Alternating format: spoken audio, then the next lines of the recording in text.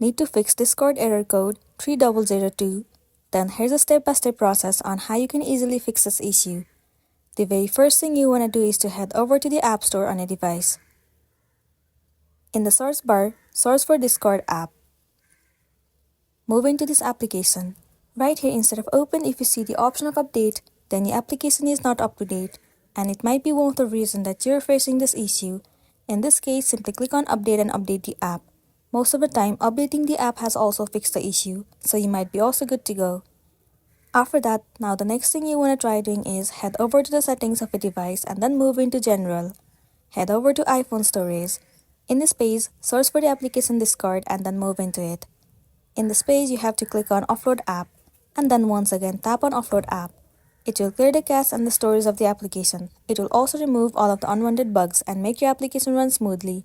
This might also fix the issue that you have been facing, and then you'll be good to go. So, that's a wrap for this video. If this video helped you out, give it a like and check out our next tutorial. Thank you.